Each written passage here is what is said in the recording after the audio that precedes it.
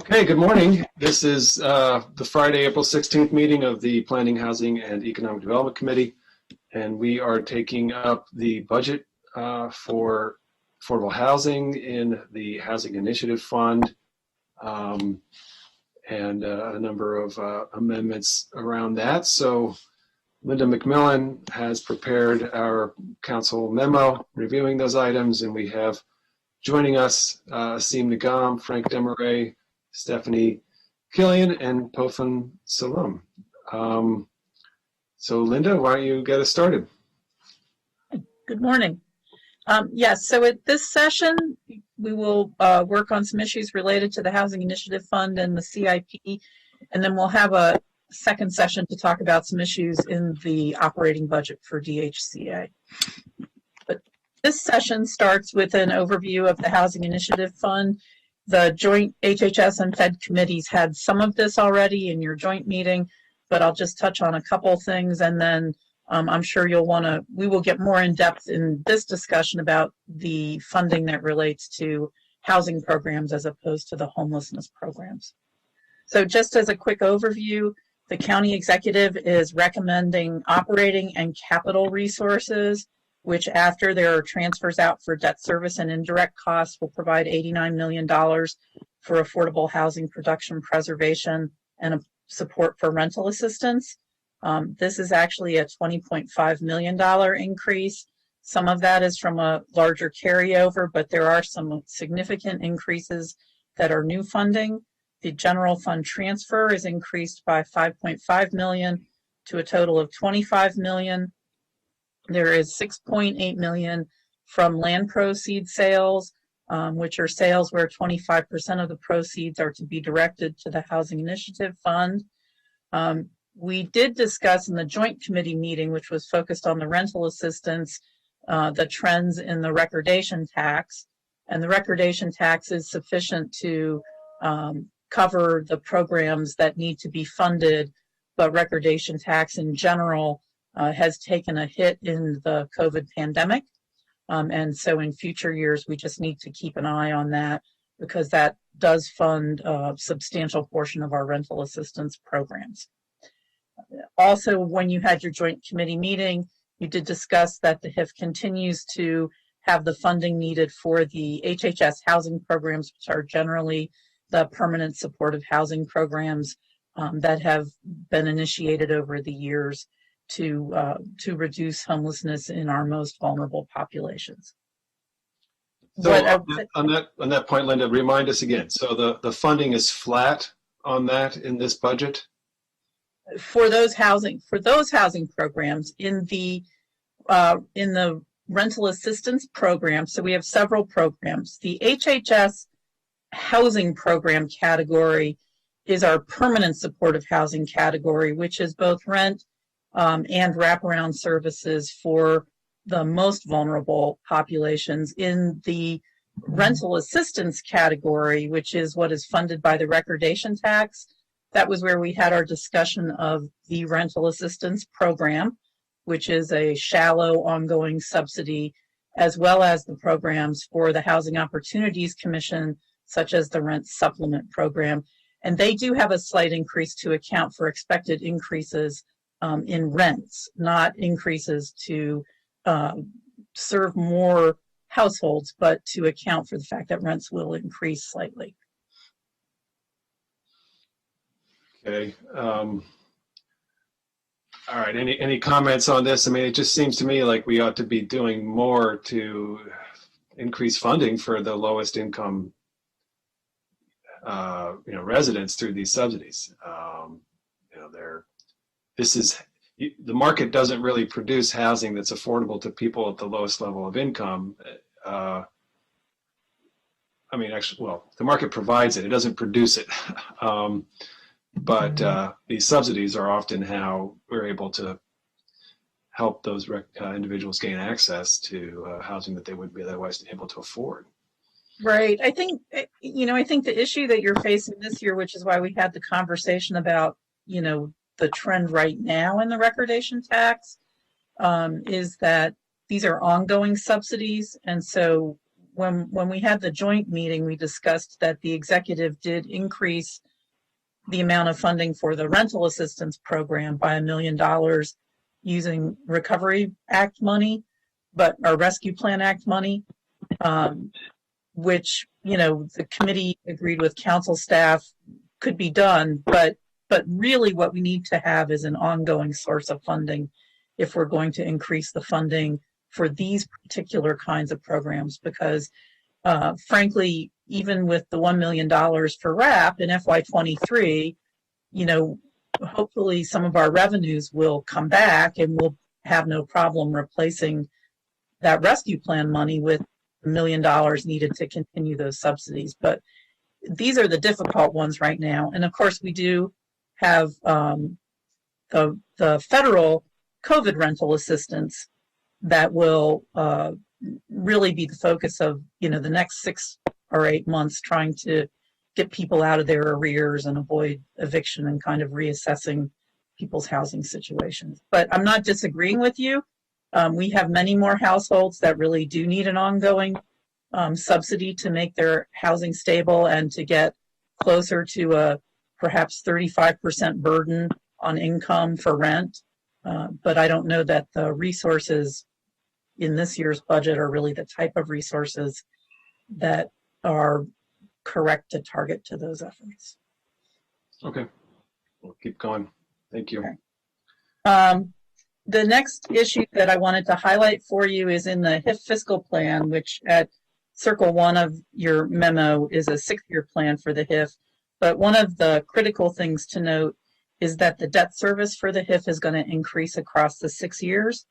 And there are 2 costs associated with the debt. And the first is for the bonds that fund the Affordable Housing Acquisition and Preservation CIP project. And the cost of the debt service is projected to increase from $9.6 to $18.4 million by FY27. As you know, the council and the executive have now assumed a floor of $22 million per year of funding in that CIP project. It is a mix of new bonds and loan repayments. In this particular year, the majority is going to come from loan repayments, but by FY23 and in the years beyond, almost all of the money is expected to come from the issuance of additional bonds for this program. And that's why you see the debt service increasing over the 6 years.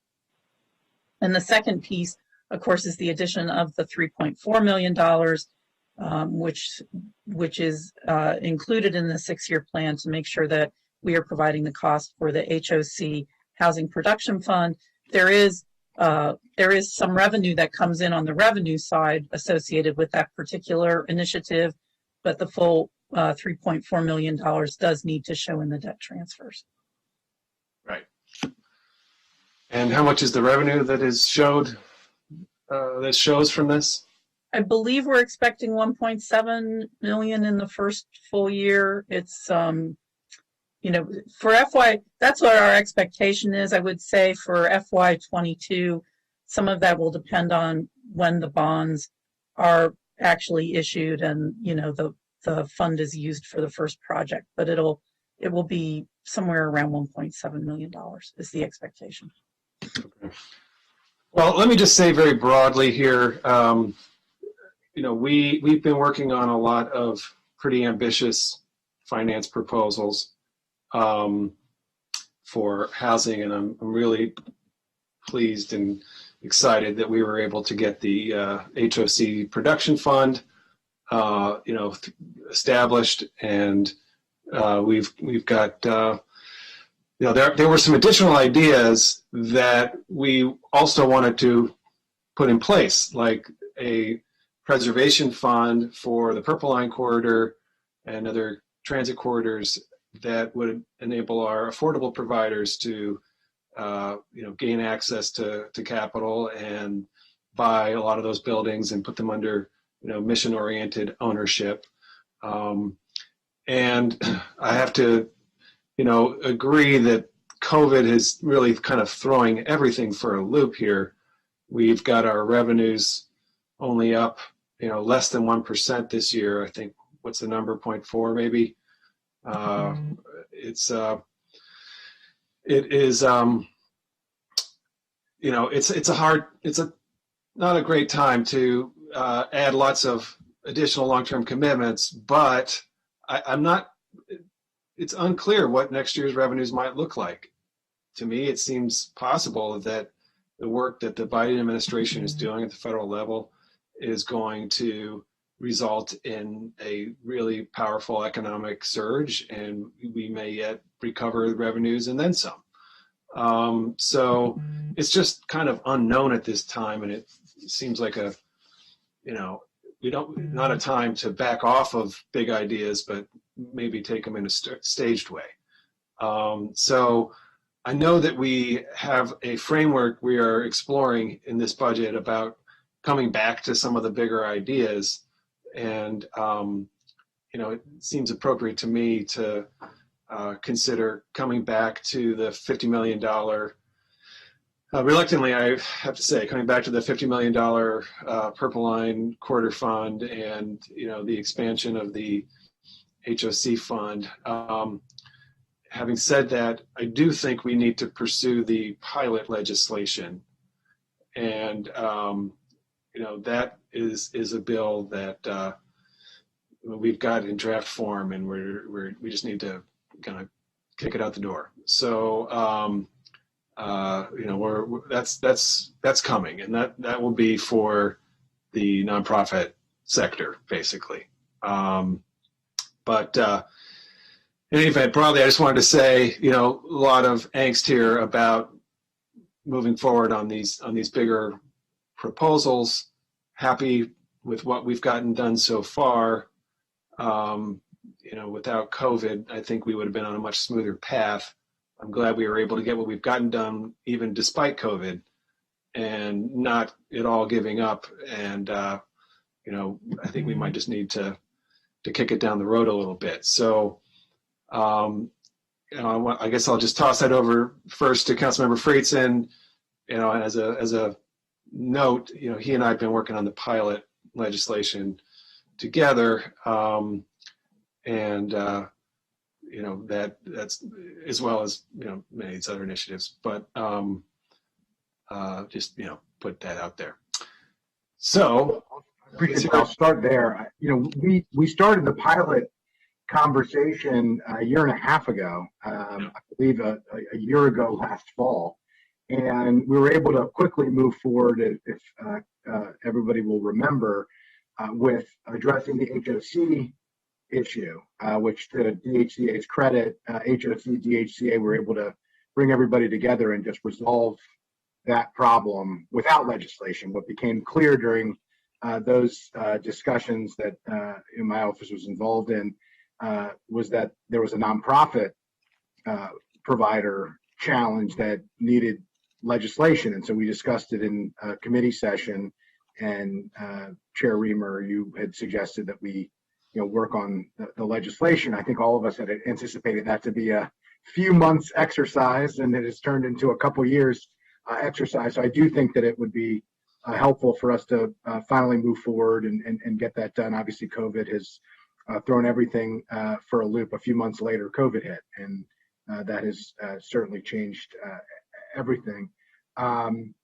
In terms of the other funds, I do agree. I think it would be prudent for us to wait and see. Unfortunately, obviously we'd like to do everything now, but I think it is a challenge for us to do it. I do have some questions. We are making some choices on the two funds that we currently have. We have, it's not just one fund, it's two funds, because we do have the short-term financing fund that we're going to talk about later, that that $8 million was appropriated in. I do think we should discuss, the future funding for that fund, and what's the best bang for the bucks, as we move forward. And so, we put in the first tranche of that, quite a substantial amount of money, $8 million.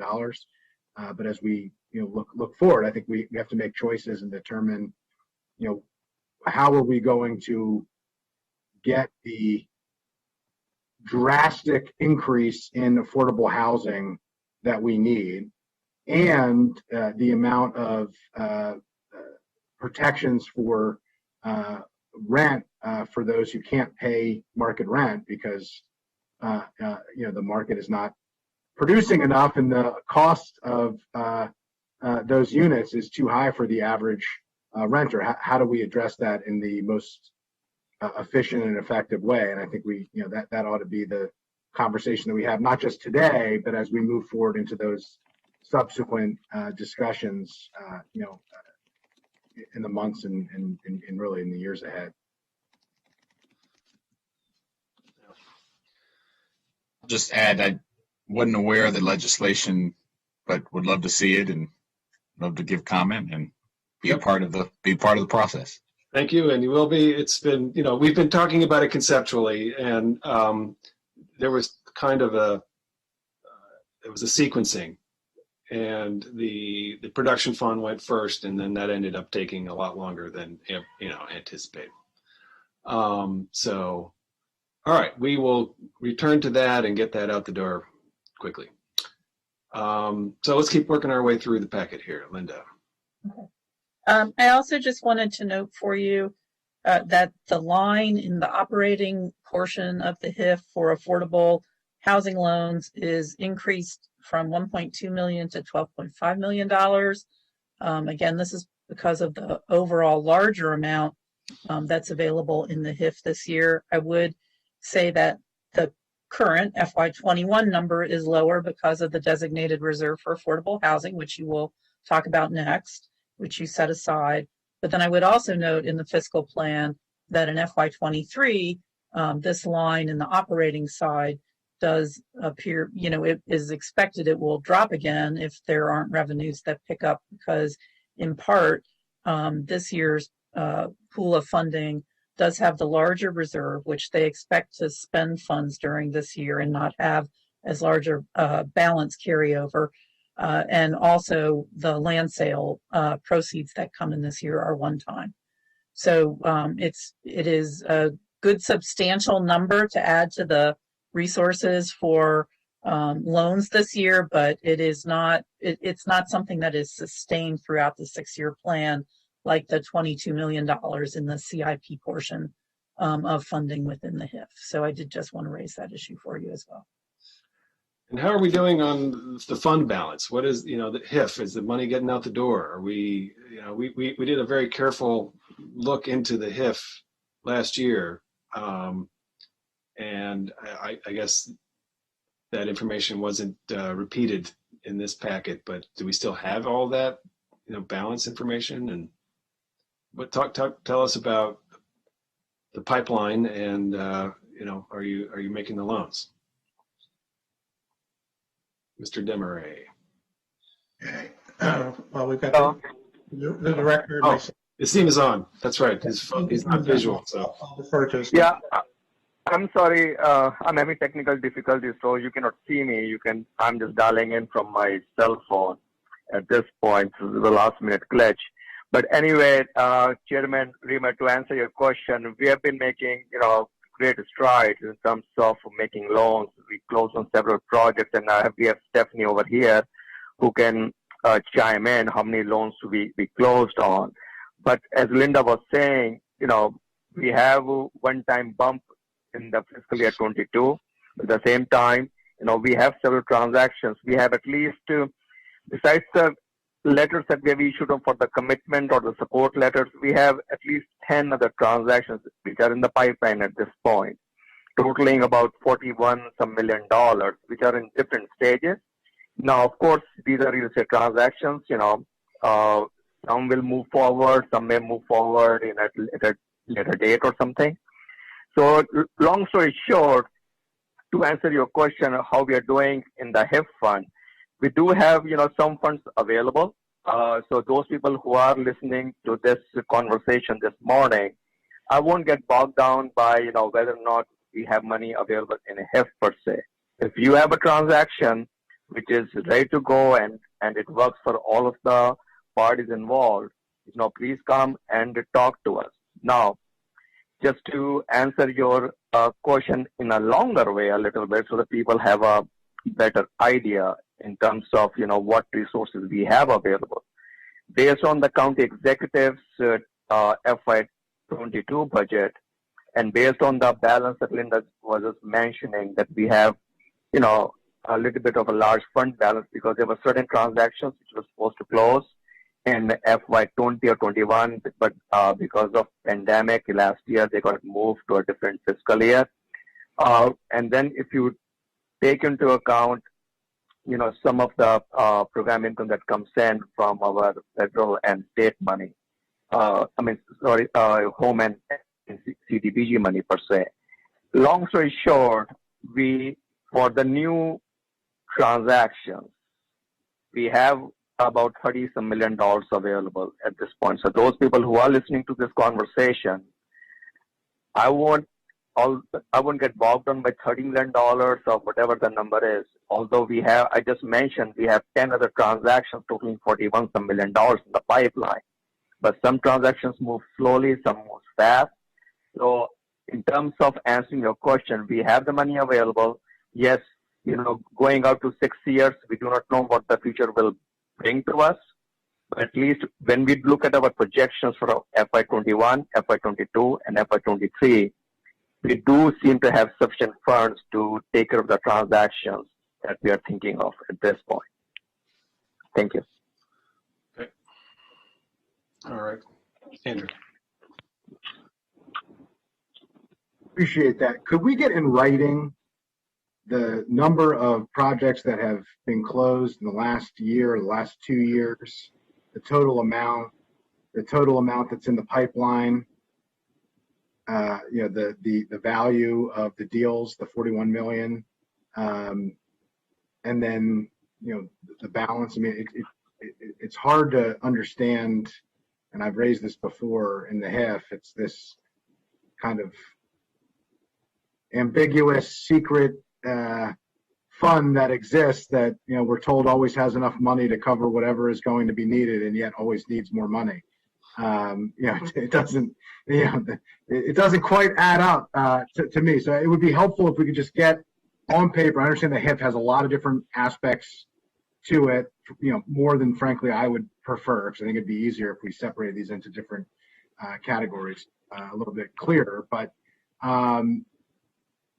total number of transactions that have been closed, total number of transactions that are pending with the dollar amounts associated with them, total amount that's currently in the pipeline. So that would suggest that that money is, encumbered, or at least, on hold. You don't want to, double commit funds if you have a deal that's working. And then what the balance is, because based on what I heard, that would mean that there's $71 million currently available, 41 million for the projects that are in the pipeline, and 30 million that we just did an all call to all of our partners who are watching, amongst the millions watching at home, as Councilmember Joanna would say, to bring us their deal, because we're sitting on cash and we want to deploy it. Is that accurate? There's $71 million in an account somewhere for these purposes?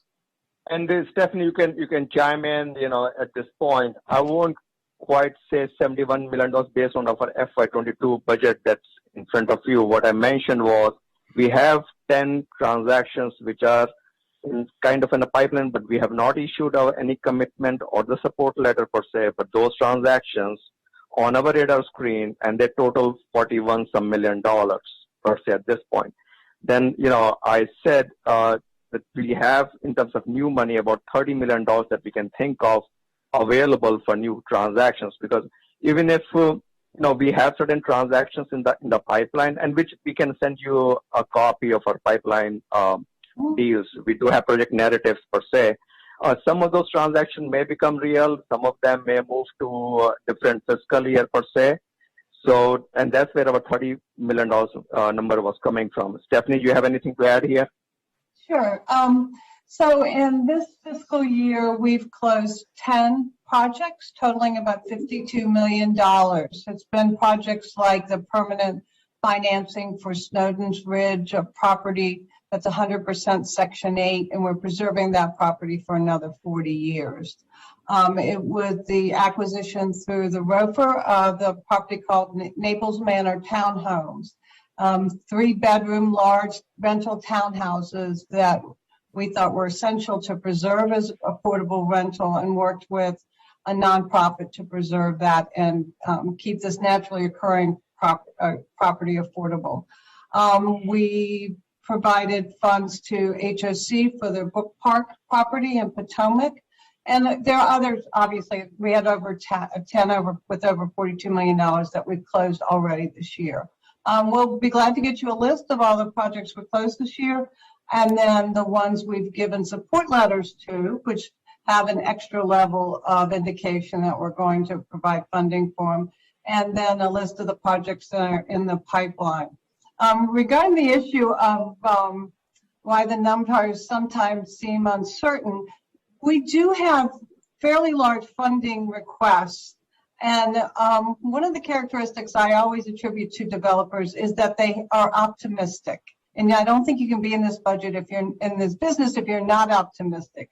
So they'll come to us and they'll say, we're going to close in May of 2021, and they close in May of 2022. Now, we still need to have that budgeted and plan that we can meet the needs of that project when it comes online. So that's honestly the biggest issue in terms of programming these funds, is being flexible enough to meet the changing deadlines of these projects sometime. Our goal always is to spend all the money and have it going out the door. But we also, and we do have a narrative we'll get to you.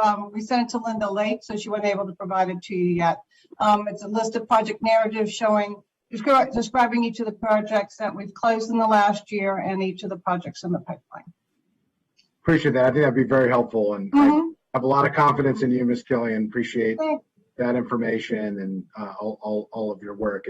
I understand it's hard to follow. I think we could do a better job, as I've said before, of creating some clarity within the HIF or separate funds so that it's clear and understandable what monies are being used for what purposes and how much funds are being deployed and how much of those funds are available. Another thing that COVID kind of derailed, I know there's a commitment from the director, who has said that he would work on that and thought that there was some opportunity to implement some practices that have been done from his background in Northern Virginia, and some differences in the way that those funds are reported and disclosed and publicized. So I will reiterate my call for that, understanding that it's been an unprecedented year and everybody's been trying just to maintain what we're doing, but I think there's a real opportunity for us to improve upon that, and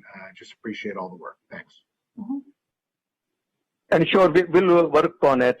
We've been working with OMB to bring more clarity to our HIF budget, but you're right, our HIF budget, takes care of a lot of things, and for an outsider, it's not very easy to understand where the monies are. So we'll continue to work on our, initiative to bring more clarity to our HIF budget. All right. So this summer we will return to financing and existing proposals, the HIF, and whether there are ways we can changes we want to make. Okay. Let's keep going. Okay. The next issue is the use of the balance in the designated reserve for affordable housing. So last spring, the committee and the council set aside $6.8 million in a designated reserve for affordable housing so that you would have an opportunity to consider things like the HOC Housing Production Fund. The timing of the HOC Housing Production Fund meant that only $500,000 was appropriated in fiscal 21. So that means there is a $6.3 million remaining balance in this designated reserve. It's not counted in the general fund unrestricted reserve. It's a designated reserve. The executive is proposing using $3.4 million of that reserve in fiscal 22 to fund the cost of the HOC Housing Production Fund. And if the committee concurred with that, then there still would be $2.9 million remaining in the designated reserve. I would say that given that we were expecting that $3.4 million would come out of that designated reserve for a full year of the Housing Production Fund, to me, that use of money is appropriate with the council's intent. You had indicated and that your intent was that if the reserve was not used for or needed for one of the specific initiatives, you might consider returning it to the Housing Initiative Fund. And the question for the committee is, well, there's two questions for the committee. Do you concur using the funding in FY22 for the HIF to address the Housing Production Fund? If you don't, then I would just say we would need to make some shifts within the HIF since that assumption is there to be able to cover that transfer out for the debt service costs.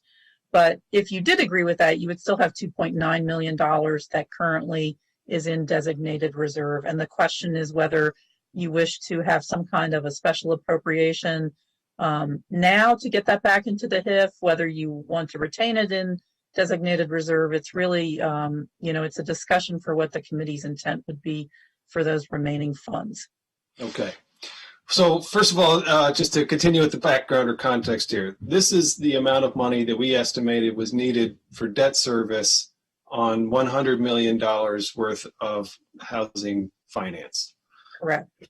Correct. And so we had intended to split that, the 6.8 million, we had intended to split that between the HOC Production Fund and the Purple Line Preservation Fund. And so we now have that proposed follow through on the HOC Production Fund.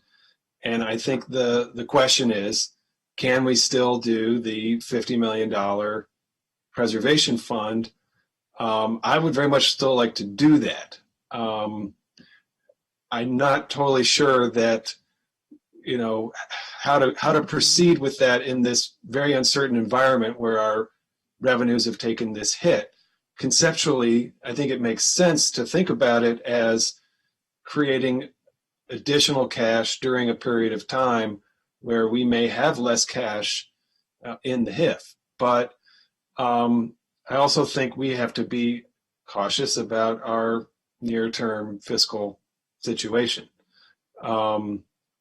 So my inclination is to say, that we return to this topic this summer, but that we return this funding into the HIF, for the time being. But let's just hear what others have to say, and let's have the conversation. So again, really excited about the HOC fund, and that's going to really produce great results. We're expecting 800, 900 units a year based on 50 million. I still think we need to get to 100 million, and ultimately allow HOC to reinvest the interest back into the fund. But one step at a time here. And the idea of the Purple Line Fund, I think we ought to generally prioritize the HIF to the Purple Line more than we are doing. I think that would be, for the short term, kind of a feasible way to meet that need, because there's a really important opportunity right now to get ahead of what's coming and acquire buildings. So I would like to talk about how we might kind of look at the whole HIF overall, but in any event, I don't think we need to make any additional big changes right now, and we can bring this back, this summer. So go ahead, Andrew. Thanks. So I agree. Last year we did it mid-year, but we did it mid-year after fencing off the money so that it would be available for us to make a decision. So that was the prudent move last year. I felt strongly that if we were going to do something mid-year, that we had to appropriate a set aside for the money, which we did. We appropriated and set aside enough money for a full amount for both funds at 50 million each. It turned out we only did one fund, and it was only for a partial year, and so we only required a small amount, a small proportion of that funds. I personally believe that we shouldn't withhold money out of the HIF right now that we aren't going to use, because we need a lot of time to flesh out the economic and fiscal dynamics. And I think the staff recommendation is the appropriate one, and we could push for that to be focused on the Purple Line corridor. I think that there's a lot of opportunity there. I think that that's a shared priority of the council and the executive, and I don't see an issue there. Having said that, if we are going to come back to this in the middle of the year, there are no new funds that are going to be available if we don't fence the money off now. So it would beg the question of whether or not we spend time over the course of the next year and then have something ready for FY23 that we're going to propose. Because if we're going to do something mid-year and we allocate this money broadly to the HIF, which seems appropriate because we don't want money that could be deployed, on July 2nd to not be available on July 2nd. I just think that's something that we need to be serious about and understand. It would be different from what we did last year in the sense that we will not be fencing off additional funds for a new project, which is what we did last year.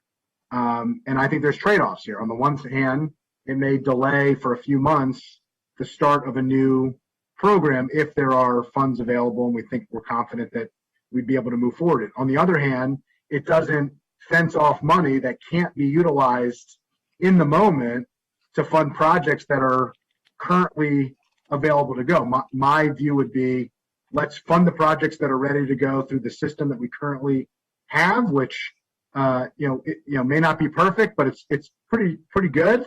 And then let's think through what the long-term strategy is for the additional fund, and think through long-term on that. But I think it's unlikely that we would be able to do something mid-year. And I just think we can work on it mid-year, but I think the likelihood is if we don't fence off the money, there's no way to provide funds for that unless we allocate federal dollars for one-time purposes until the subsequent fiscal year.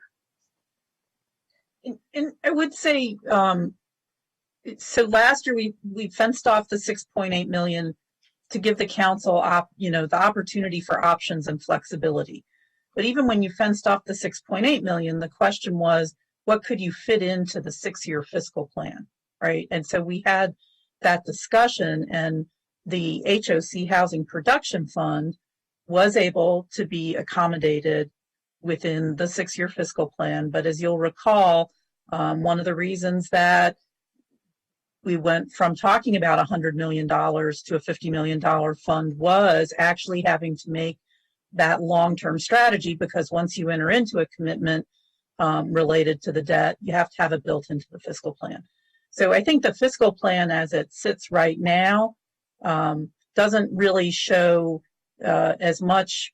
I think if you were reserving the 2.9, thinking that you could do something similar, I think it's very hard to fit in the fiscal plan as it is now until, hopefully we get future projections about revenues that come from recovery and show our revenues increasing more. So I think you're in a little different place, which is why I think putting the money back into the HIF, exactly as you mentioned, Councilmember Friedson, just to make sure, maximum resources are in the HIF for the projects that can come through the system that's in place now.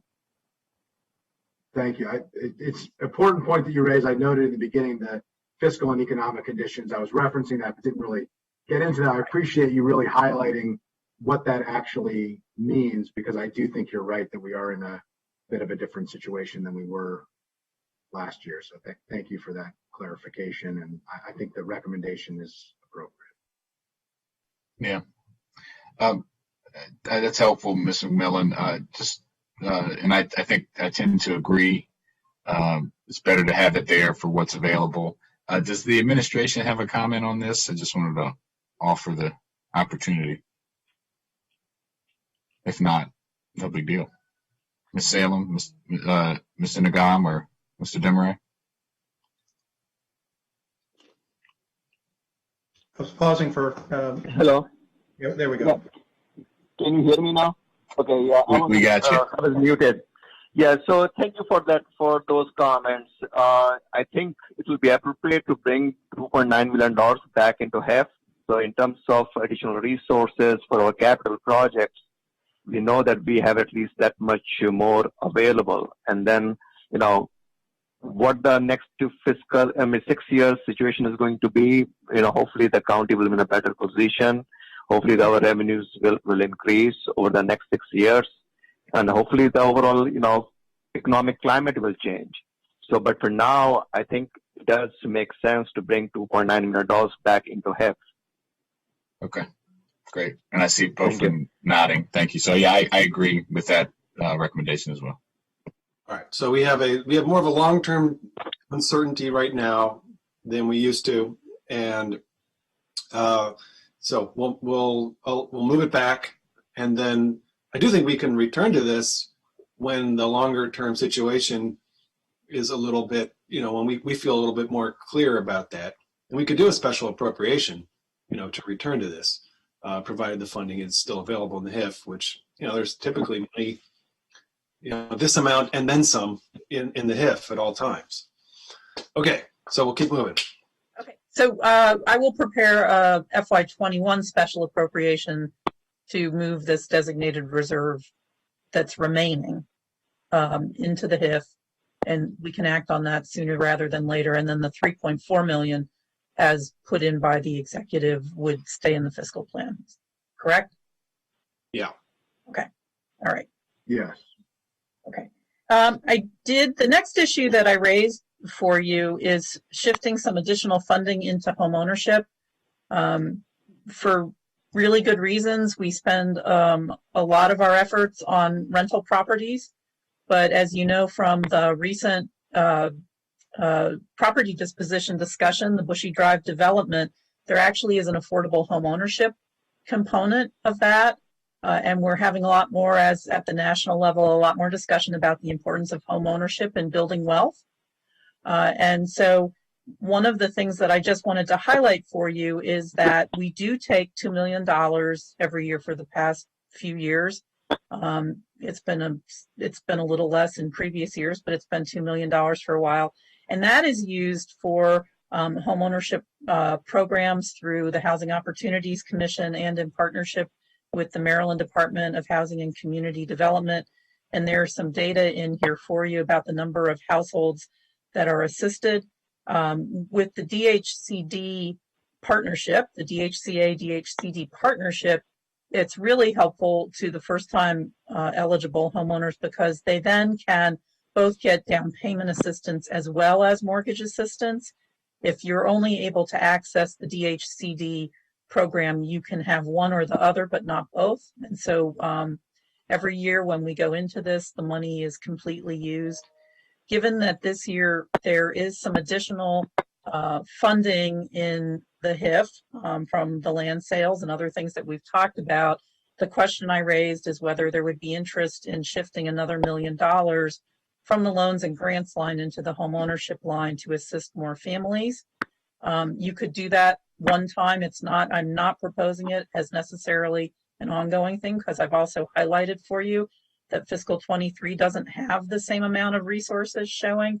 But I did actually just want to bring the home ownership discussion to you and see what the interest is and let you hear a little bit from DHCA about their approach to this. But I think as we talk about housing more, we will probably want to talk about affordable home ownership options.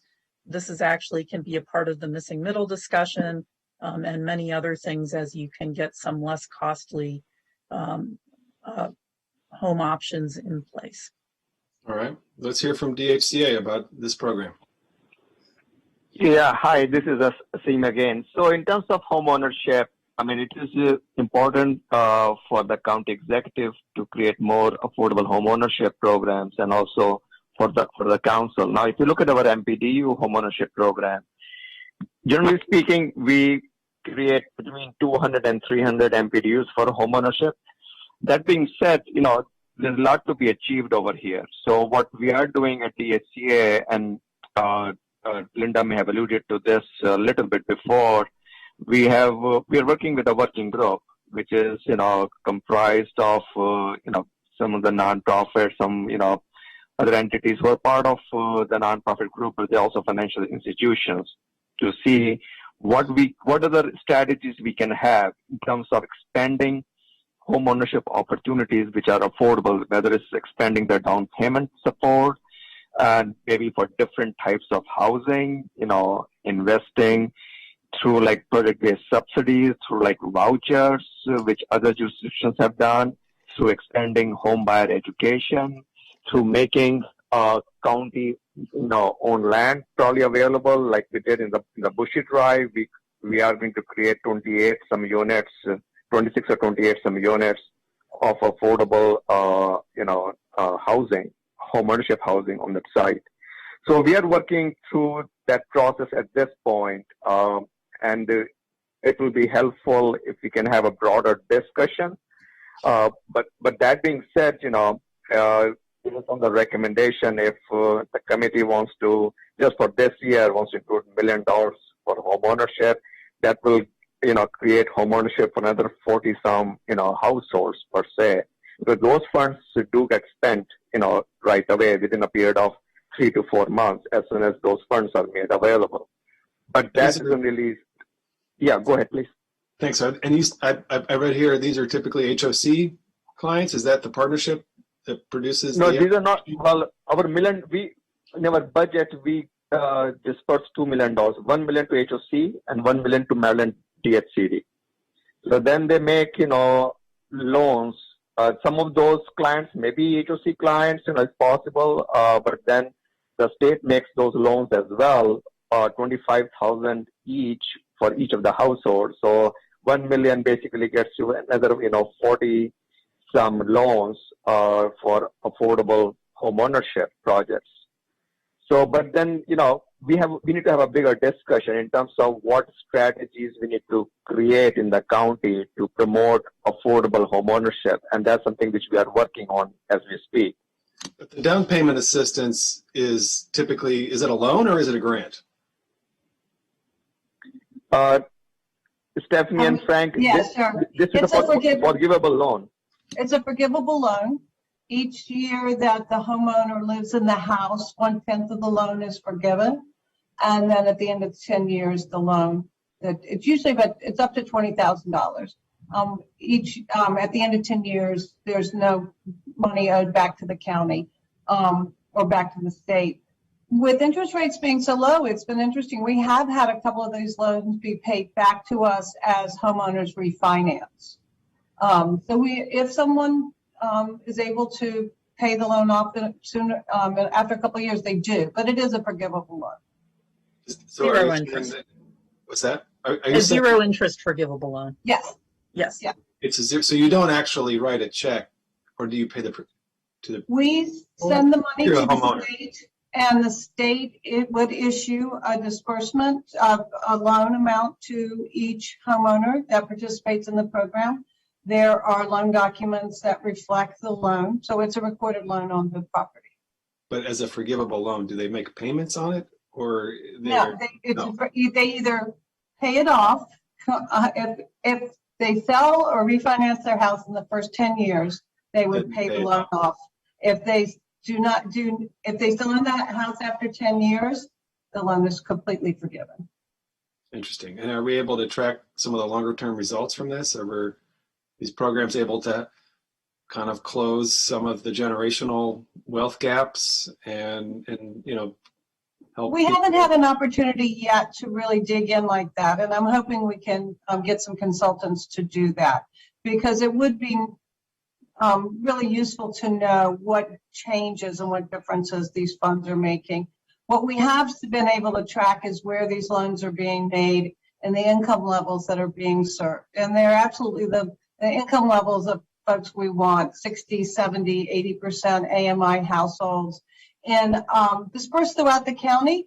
But because of the income limits and price limits of the FHA requirements, it is in the mid-county, up-county, East County areas, because there's a limit that the house can't be any more than, I think it's 525,000, something like that. So there are reasonable limits on what type of house can be financed with this. So it's been incredibly successful.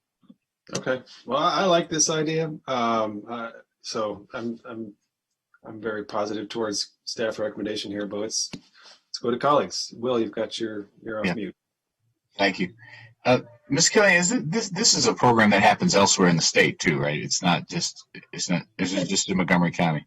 So this money that we provide is only for loans underwritten in and closed in Montgomery County. Other counties have similar programs where they have given some money to the state, and then the state will provide down payment assistance in that community.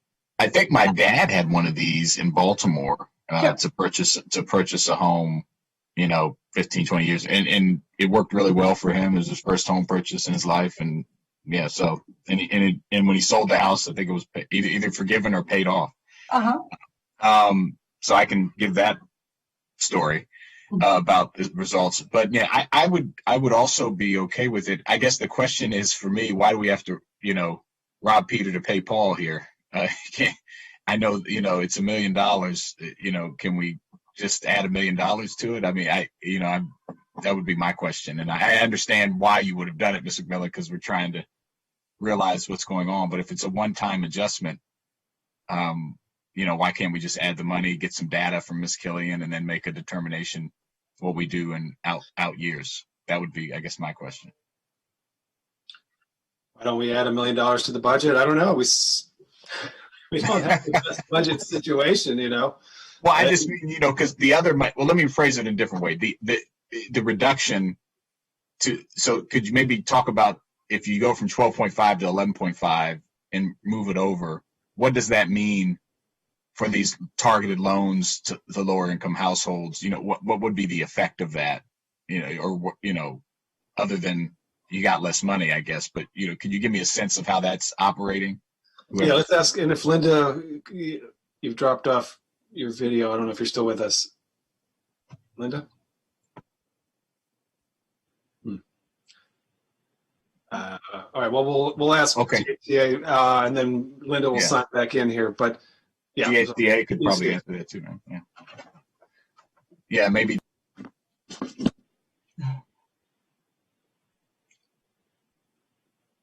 Hello? Anyone from DHCA? Yeah. Frank, keep going, Stephanie. Thank you. Okay. This is who's on first here. This is hilarious. Go ahead. Okay.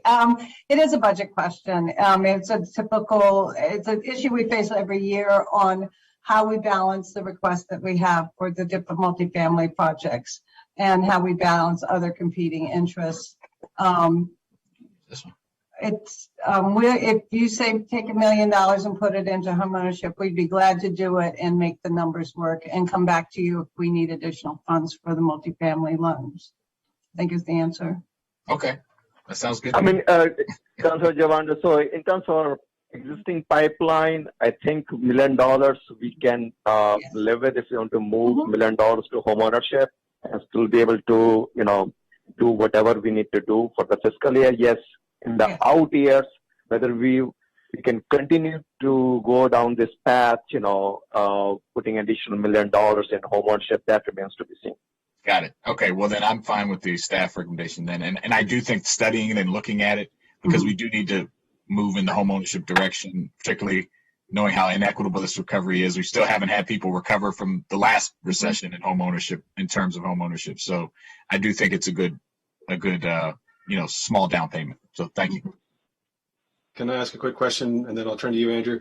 So why is it 12.5 to 11.5 versus just generally the funding that's in the HIF? Why is it some certain portion of the HIF that's designated? So sorry, I'm back.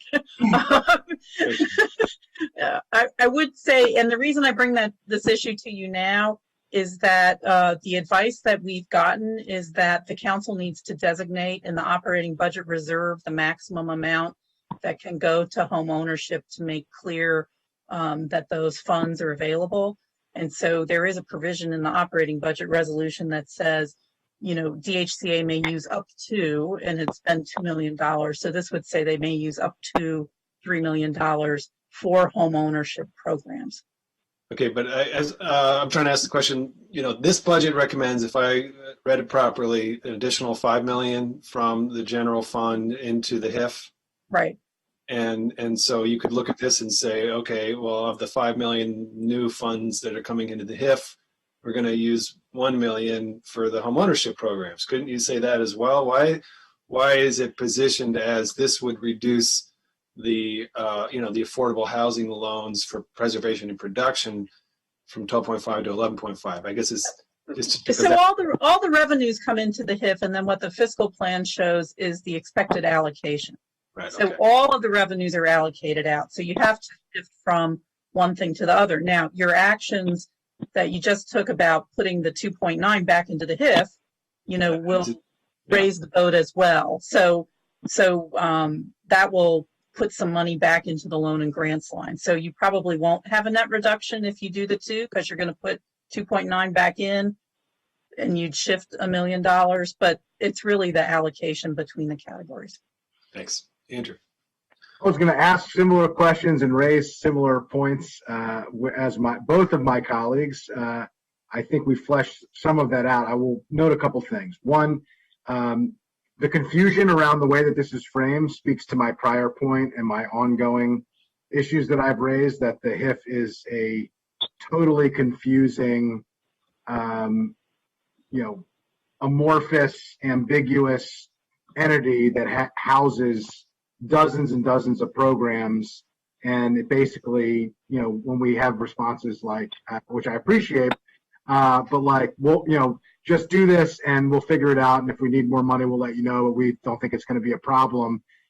It's hard for the public to understand that. It's hard for our partners who rely on these funds to understand what's available. It's hard for us to make reasonable policy decisions based on it. It's nobody on here's fault individually. We have collectively gotten to this point, but I really do think we have to address and fix that. That's point one.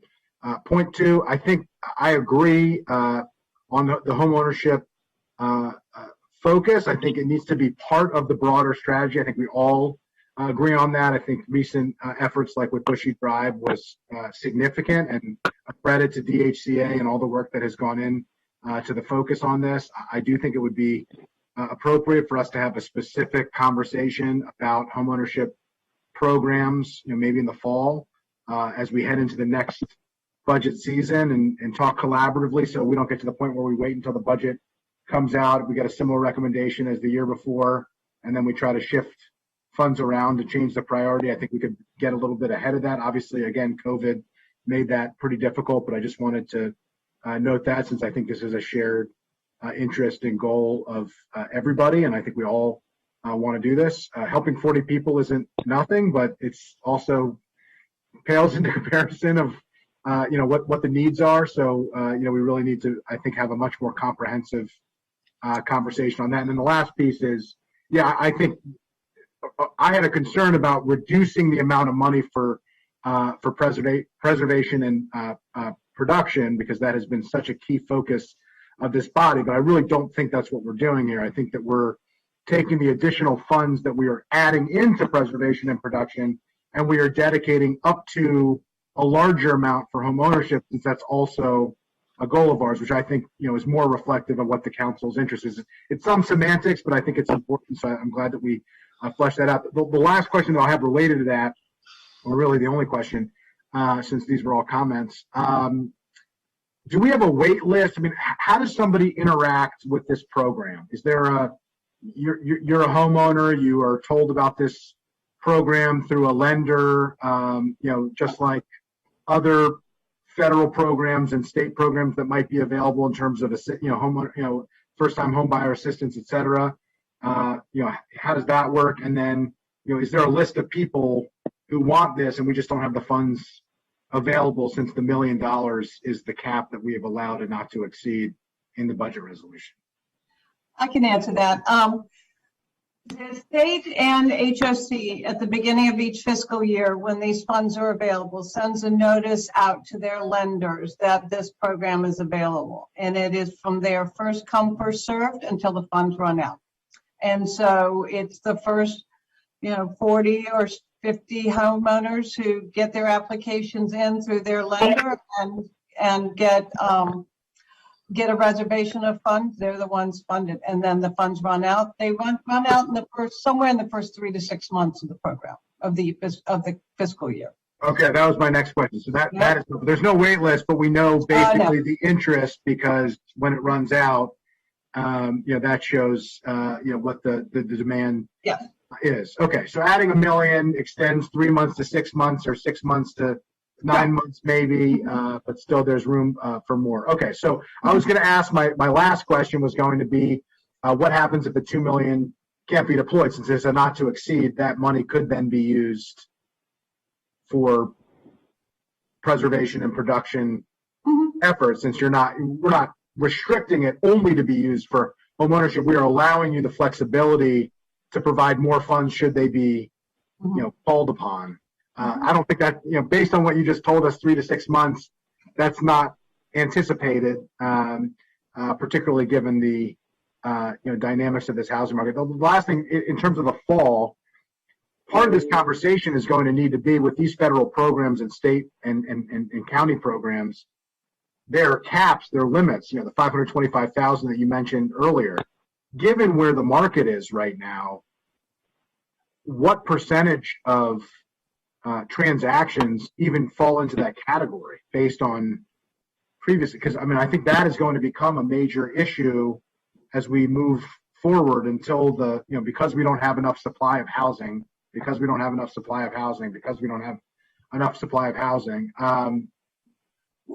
These funds are going into our stable single-family neighborhoods and around Gaithersburg and Germantown and the Fairland area and Aspen Hill. The neighborhoods I think of them as the backbone of Montgomery County. And so that's where they're going. And that's always the number one thing I check is, are these funds going to where the type of properties we envision wanting to strengthen and support and really create homeownership opportunities for moderate income households. Some townhouses and a few condos, but mostly it's moderately priced single family homes. So the housing stock is there to be financed. Yes, still. Okay, great. Well, I think there's lots of questions I think all of us probably have on this topic, but I think it'd be great if we had a dedicated conversation after budget to that. So I'll suggest that to the chair, and I yield that. Great. Can you say that again, Andrew? What your suggestion is for the committee? Yeah, just that we have a work session or some type of briefing and work session on this broader question of homeownership programs and support. And I would appreciate if it was federal, state, and county, because we're one small cog in a much bigger pool. We're trying to kind of be that last little bit that can help somebody who otherwise wouldn't be able to access it, or stretch just a little bit to a type of house that they might not have been able to afford. But really, it's the federal and the state programs that we're playing into. The $20,000 is one small piece of it. I'm sure it's a huge piece for a lot of residents, but just to have that work session, that briefing about the comprehensive question of homeownership programs. What is the county doing? What is our strategy? I know DHCA is doing other things. We talked about county-owned land and some creativity that we can do there as part of broader projects. I think this is a huge topic that we could, really dive deeply into. That isn't just a budget question, but of course, will come down to resources at a certain point in order to fund the programs. I would like to recommend or request when you have that discussion, since I may be retired by then, to ask about it now, to include also, just as the basis of our homeownership policy, the fact that the MPDU program, the for sale program, has always been the foundation of our homeownership program. As Asim mentioned, we create about 300 homeownership units a year in the MPDU program. I just looked up the numbers. We have about 3,000 homeowners in Montgomery County living in MPDUs right now who would not have had another place to live if it weren't for the MPDU program. So when we talk about homeownership, we always need to remember that. We often take the program for granted because it's been around so long, but I think it's important to remember. I think that's a great point, and I would also suggest, that there's a changing landscape of what production of new housing looks like. And when we were building single-family subdivisions, that was a key part. There was a much larger number. That 12.5% was a much bigger number of townhomes and single-family homes that were part of those subdivisions. The nature of the development has changed since then, and condos don't work as well as we've talked about before. They have a different dynamic, and so that has shifted the way that MPDU program works. And so I think it would be helpful for us to discuss that as well, just how the MPDU program works, how it's shifted over time, how the current housing landscape has changed the strategy, which I know DHCA has been really focused on. And I would hate to note that you have made a pit in my stomach talking about how you might not be here for a conversation that we might have in the fall, because just massive shoes that you're going to leave. And I don't envy your colleagues trying to figure out who is going to take on your responsibilities, because you've just been such a tremendous asset to the county and to our residents trying to access affordable housing in Montgomery County. So thank you. And I have to do something about this stomach ache that I now have. Yeah, it's frankly, it's a concern. We're happy for you, Stephanie, but thank you. But you have been the most valuable player in getting financing out the door. So we're going to need to know that that's going to be able to continue. So. Yeah, way to drop that on us. I didn't know that. Whatever everyone said. Just drop that in. Okay, we are a little bit behind here. We got to wrap this up by 12. My bad. I don't know if we will be able to wrap it up by 12, but okay. So we generally are in agreement about staff's recommendation on that, but we've noted we're going to come back for a discussion on ownership generally. So great. Let's keep going. So the next issue before you is the Affordable Housing Opportunity Fund. And this both is an FY21 supplemental appropriation request as well as the FY22 funding. Just as a reminder, last year the committee and the council had a lot of discussion about this, wanted to get some more details in place, put the project in place at $8 million for this year and $6 million for next year, but did not appropriate the funds. So that you could have a further discussion of it. And so as you have this discussion today, we'd be asking both for your recommendation on moving the supplemental appropriation to council. It has been introduced and had the public hearing, but also the concurrence with the FY22 funding. I do have some description in the memo, but I think I'll actually turn it over to DHCA to give you their comments on the fund, and then we can go through some of the issues. Okay. So talk to me about what's the value add of this fund? What is the difference between this and DHCA making loans? Okay, so can you hear me? Yeah. Okay, good. So yes, in terms of acquisition loans, we can make those loans out of HEF, which we have done over the last, 10 years. So we made, a number of loans. But at the same time, when we make those loans, it takes our capital away for acquisition purposes, per se. So by creating this opportunity fund, we are leveraging county dollars with private dollars, and we are not leveraging for acquisition purposes per se, but then here we are leveraging ready-to-go capital, which is easy to define and relatively easy to underwrite because we define parameters here.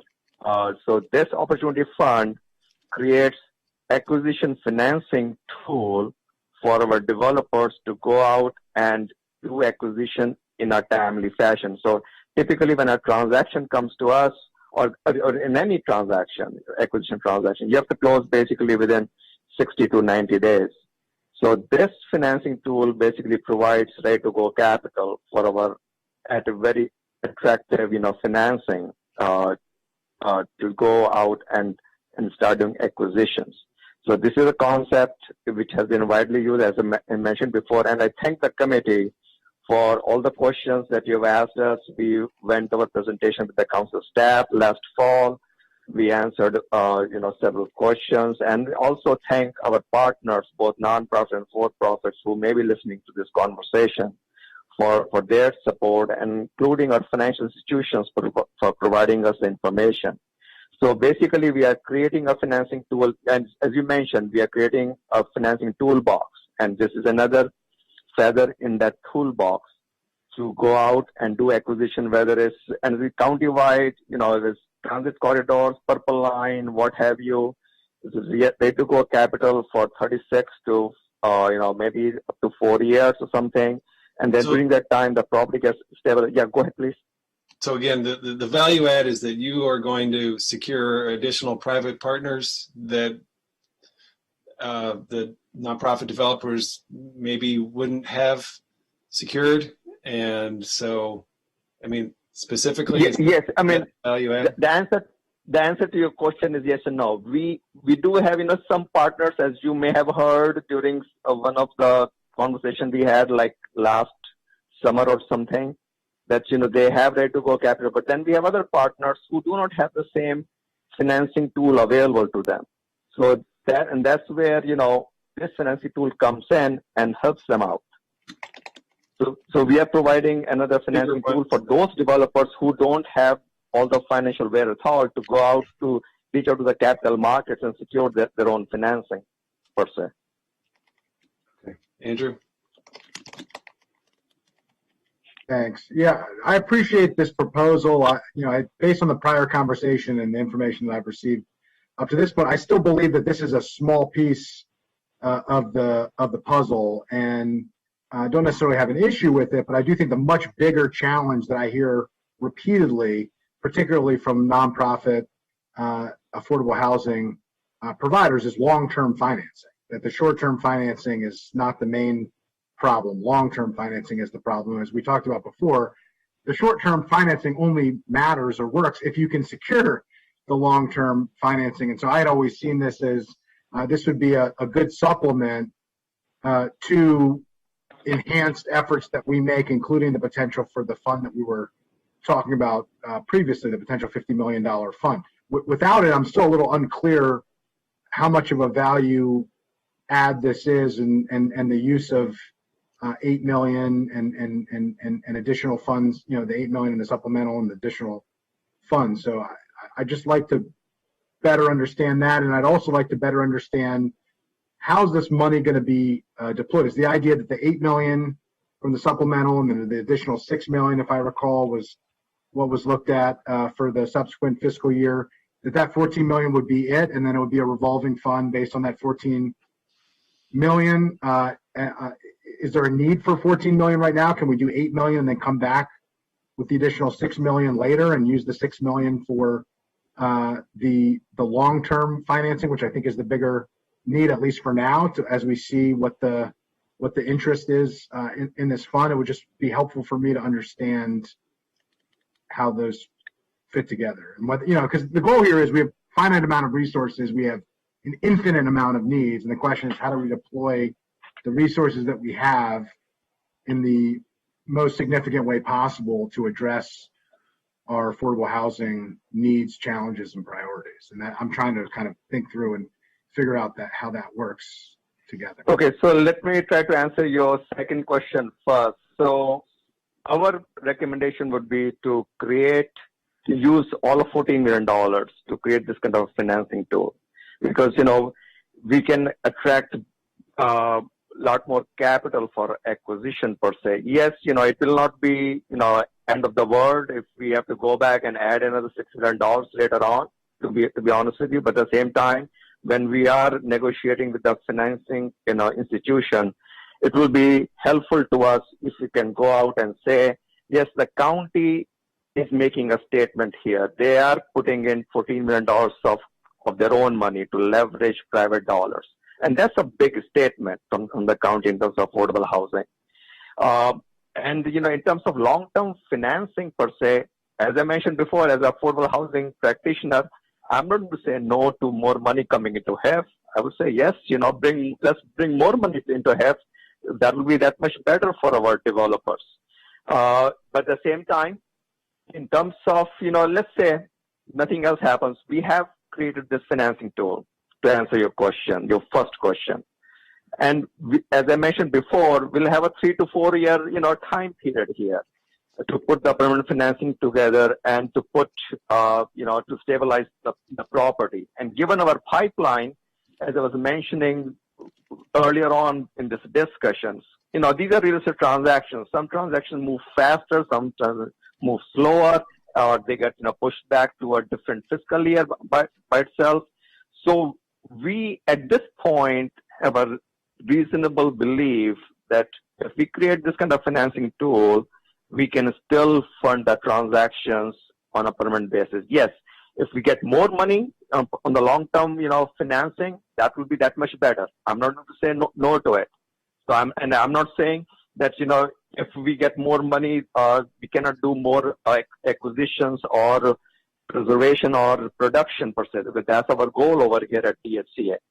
So, but we believe that, even if it's a one step in the right direction, creating this kind of a tool will really help our developer partners over here. And we should create it with both $8 million and $6 million, total of $14 million.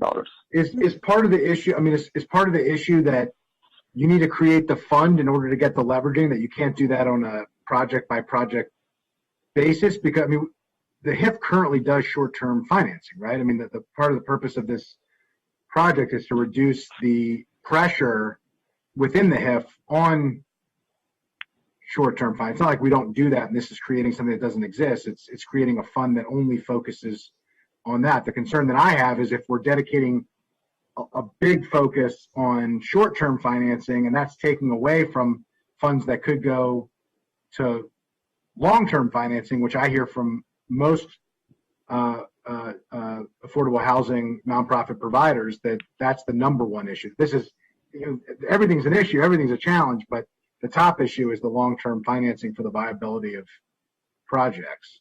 Is there a reason why we can't do the short-term financing just as part of the HEF? You do, right? Yeah, I'm trying to understand what this is bringing. The HOC production fund, we know that we are leveraging more dollars, to get to the $50 million number. That's the reason for that program. And we could have done what we do on a case-by-case basis, but we wouldn't have gotten that tremendous $3.4 million to get to $50 million, which is a huge leveraging. What you're saying here is you get leveraging on it. The question is does that only exist because you're putting it together a fund with the CDFIs, or is that something that happens on a short-term loan through the HEF now where we get leveraging? Because ultimately that short-term loan, we're not the only player in that capital stack. Okay, so let me answer your question this way. When we do acquisition through HEF, then those funds are spoken and then those get rolled into the permanent financing. Here, then those funds are spoken for, and that takes that much leverage away out of HEF. Here we are simply focusing on acquisition process per se. So this will be the financing tool to do simply acquisitions. And, in terms of long-term financing, yes, our developers will benefit if we have more long-term financing per se. But at the same time, given what we have in the pipeline and how we see these projects to be, coming along over the period of 3 to 4 year time frame, we certainly see that we should have long-term financing available for these projects. Now, can we do more with long-term financing that may come into HEF? Sure. But at the same time, what we can do in HEF, can be set aside just for acquisition purposes only through this financing tool and takes the pressure off of HEF. Then we don't have to commit those funds, towards long-term financing right away. While we solve for the long-term financing, we have the acquisition financing tool available. And the basic thing is, and so the people who are watching us, this morning, no debt service gets paid by the county funds. It's a project that pays our debt service. What I'm not understanding is what is the difference? Okay, you said earlier we had $30 million, give or take, available, and we made an all call to everybody who has a project, come to us because we want to do deals. If we take the $6 million and put it into another fund, that's $6 million in this fund on top of the $8 million. We're going to try to, for short-term loans, and that will be revolving every 36 months, give or take. It gets repaid. Presumably, that fund, hopefully grows slightly over time, and we continue to do more deals. Similarly, the HIF gets repayments, right? Like we saw this year, we're getting more money into the HIF because of repayments from certain type of loans. That 30 million would be 36 million, and I'm just not understanding what the value add of just doing a short-term loan on a case-by-case basis, where you're doing both deals out of the same pot of money. Why dedicating it to this fund? What is the value add that's being created? Is it leveraging? And I don't really understand how that leveraging works on a short-term loan like this. Okay, so in terms of leveraging, you're taking, let's say, for $8 million, for the sake of example, you will leverage it to 3 to 4 times. So we are creating a financing tool for almost, $24 to $32 million. So we can fund, maybe a few transactions out of that $32 million. So we are not funding those transactions out of HEF. We are using HEF solely for the long-term financing per se. And that is what the difference is over here. So the HEF fund, doesn't take the pressure of acquisition deals. All the pressure is taken away out of HEF on acquisition purposes and is put on this financing tool. While we, create a long-term financing structure over the period of 3 years, which will be the duration of this one, or maybe 4 years with some extension or something. That's something which we can negotiate. So that's what we are doing over here. And then it's ready-to-go capital. Here, in a typical HIF transaction, you have a developer who has to put all the pieces of the puzzle together. Here, you have ready-to-go capital with set underwriting parameters, with set documents per se. So it's an easier execution. Not only just acquisition, it's easier execution as well. So that's what this financing tool brings to the table, which has been widely used by other jurisdictions across the country. Can we hear from Ms. McMillan?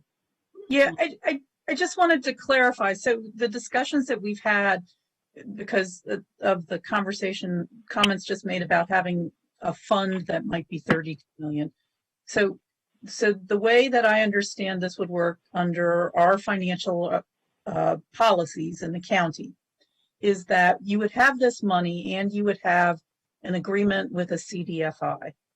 And so because the CDFI knows that they have access to a certain amount of capital for that last maybe 10 or 15% of the stack that they don't have, relationships and partnerships to easily access, they would know that they could close that stack, and we would provide that money. So if you put the $14 million in, there won't be a $32 million or $40 million fund sitting somewhere.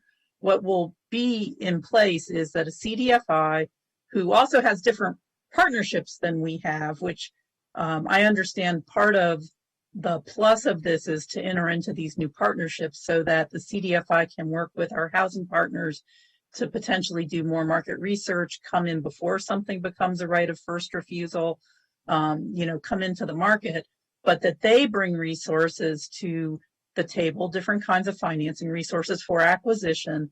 But what they really need is to be able to have certainty that they know how much money the county will provide to close that stack.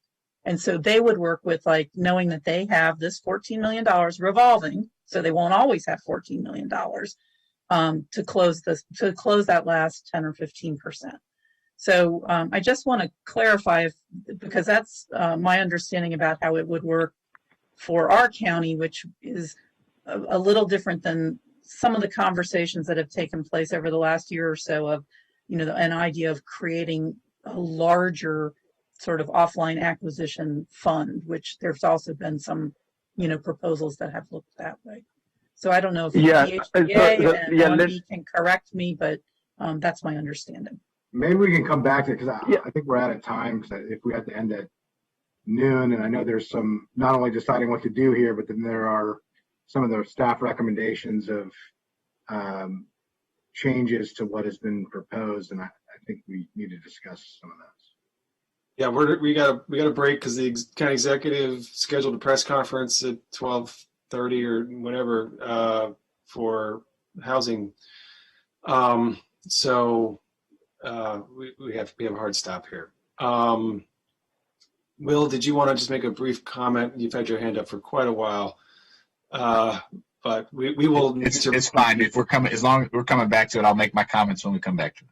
Okay, so we'll do a little more work on this. Thank you, Andrew, for the dialogue there. We'll schedule the next meeting as soon as we can, and we'll continue where we pause now. All right. Thank you, everybody. Thank you. Thank you.